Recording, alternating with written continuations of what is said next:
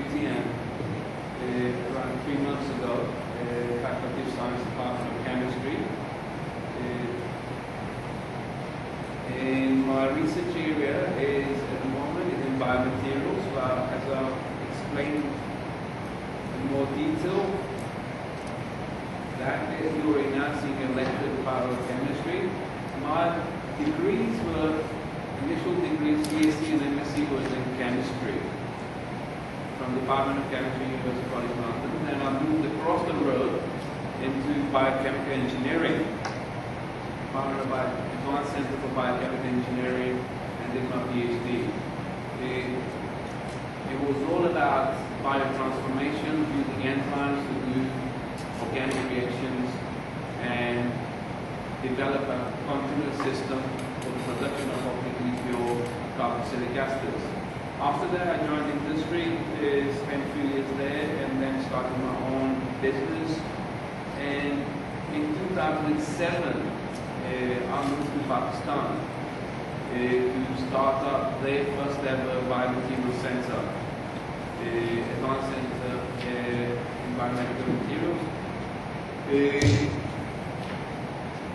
This was done in City Lahore, Advanced Institute of Information Technology. And the work I'm going to talk about is what I've done there last year. First 2 years of my time was spent setting up the department. I was the first person there, and started the department, and then started with the labs and everything. So a lot of time was spent in administration. The project here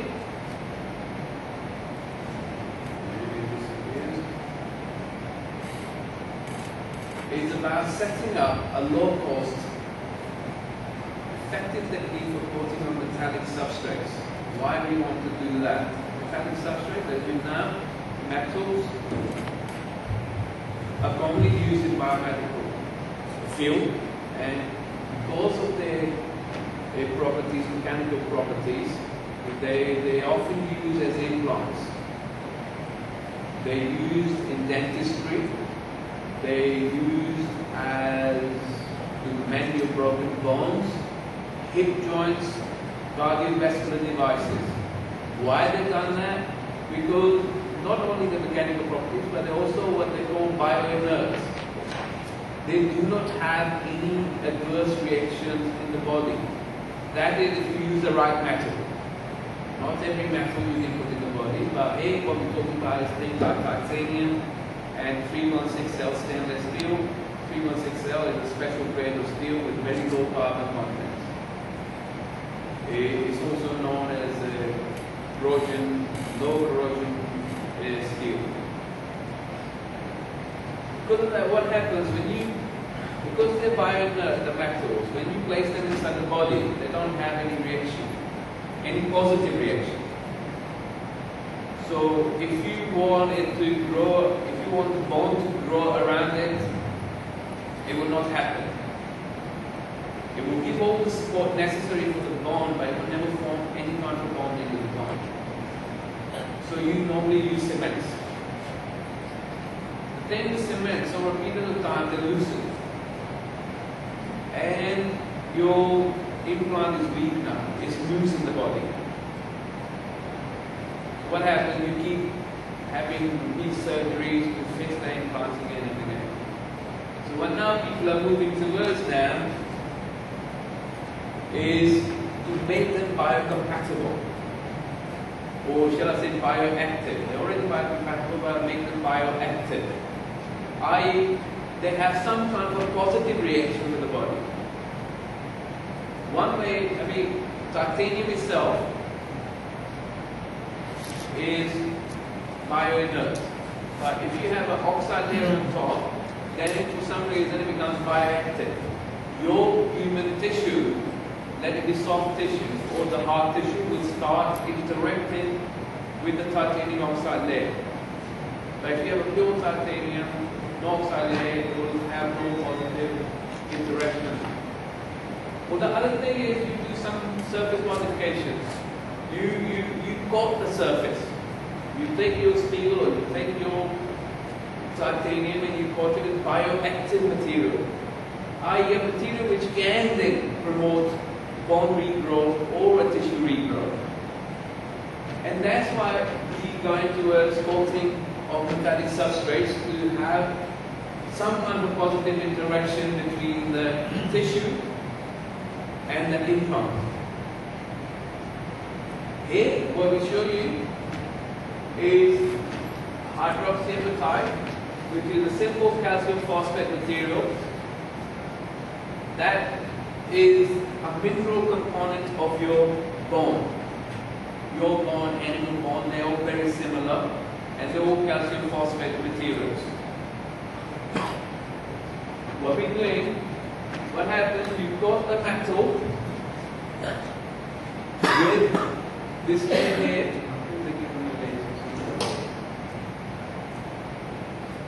This surface here is your coating with the metal. And what happens when you place it inside the body, inside the cavity, that coating will then interact with your osteoblasts, which are the cells which form the bone. And this way, that implant is held in its place after around something like 13 weeks. If you do coating, it takes around 5 to 6 months without the coating for having some kind of interaction between the metal, like titanium oxide, layer on top of titanium, and the human body. But if you put a thin layer of hydroxyapatite, that can be reduced to something like 4 to 5 weeks. And what they've done now to mix polymers in hydroxyapatite to reduce that even further. And you can have a positive interaction between the human tissue and the implant, something down to 3 weeks. So here we've taken a metal, it does not have any interaction with the tissue, coated it with a layer of bioactive material, and we have a positive interaction down to something like 3 weeks. Hydroxyapatite, as I mentioned, is a mineral component of your hard tissue. It's very biocompatible when you make it synthetically, and it promotes your bone regrowth. The thing with implants, as I said, some implants, if you use a metal implant like stainless steel, although it's a low corrosion, but some of the ions do leach out, and which cause infection. So you want a metal implant which does not degrade in the body. You want it to interact positively by forming those oxide layers. So what people do, as I said, they coat it. There are several coating techniques available. At the moment, the only commercially viable technique is that plasma spraying. That sets up alone for something like over a couple of million ringgits. That good coating is a simple technique where you make a slurry of your bioactive material, and you dip your substrate, which is your implant, at a fixed speed, and then withdraw it. And some kind of, you put surfactants, other additives, so it holds on to that metal. And then you do the heat treatment where the bonding takes place between the metal and the substrate. Plasma spraying, which is shown around here. You create the plasma, you bombard your hydroxyapatite or any bioactive material through it, and aim it at your implant. The only problem here is at the temperature as high as the plasma, your biomaterial starts to decompose, break down, form other phases. Some of them are toxic, some of them are not required or they are undesirable. Another thing, as you can say, you simply spraying, you have no control over the thickness. Okay, you guess the thickness, you keep spraying, it's just like spraying your car. The man is just spraying the paint onto the car, and if it's any uneven surface, he sprays it with the sandpaper, evens it. Very much with that, you have no control over the thickness. Okay, with experience, you know how to do it. And a lot of material is wasted. A lot of your expensive bioactive material is wasted because only small amount is going here, the rest is dropping down or missing the target. Okay. Another thing is when hydroxyapatite, let's say in this case, breaks down to calcium oxides, it's not very good in the body. It also breaks down to something like the tricalcium phosphates, which dissolve much faster in the body.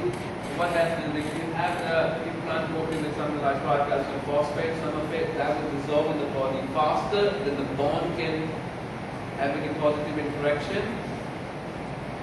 So what you will have are patches of metal, bare metal, because the coating has dissolved quicker than the bone reformation. This part here, the third one, is what I'm going to talk about today. It's a very modern method and very cheap. Has been used in the industry widely for painting your cars or small parts. Even now it's been used to make your micro parts as well. What is electrophoretic? Everyone's aware of it. You have two electrodes. You have your cathode, you have your anode. You pass direct current through it. Here's your solution which contains your material, your bioactive material. What happens? They carry charge and they attract it towards the electrode. At the moment, in hydroxyapatite is positively charged, lots of calcium there. They get attracted towards the negative electrocathode. Simple process. The only problem is it looks simple, but not as simple to do it. Okay? We started that. Here I've shown you some plates, a little setup. This is the power supply, which is at the DC, which showed at the top.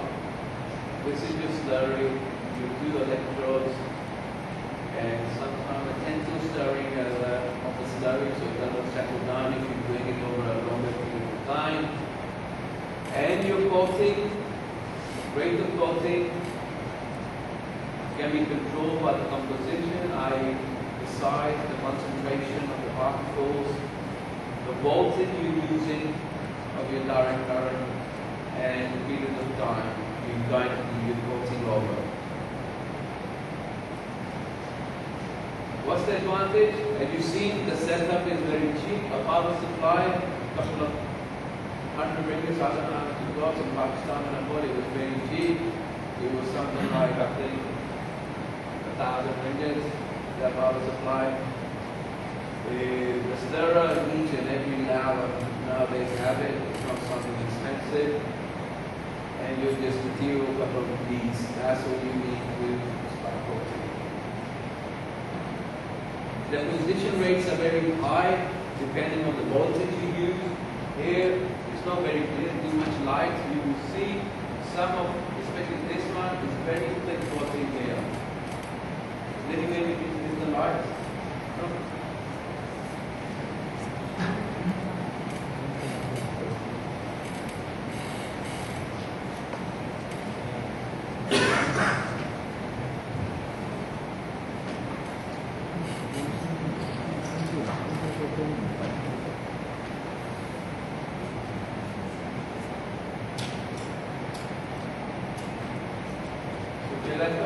Around here, it's a very thick coating. It's done over a longer period of time and higher voltage compared to, let's say, around here, which is a very thin coating. It just shows you that you can easily control your thickness, the amount voltage of the substrate, and that depends on the use of your implants, where it's going to be used, how thick you need it. And technically speaking, you get a very good adhesion after you've done the heat treatment of your coated surface. In our research, what we've done, we made the hydroxyapatite ourselves rather than buying it from supplier. Part of the reason was that the delivery time for that was very long. To get hydroxyapatite shipped over from England, it took us something like 6 months. And the product duration was only 9 months. So we decided to make it ourselves. Calcium nitrate, easily available. Diammonium hydrogen phosphate, tons of it in the market. We use some modifiers. I'll tell you what modifiers are at the end. Doubling distilled water, plenty of it in the lab. And we set off on making our own hydroxyapatite. Simple precipitation reaction.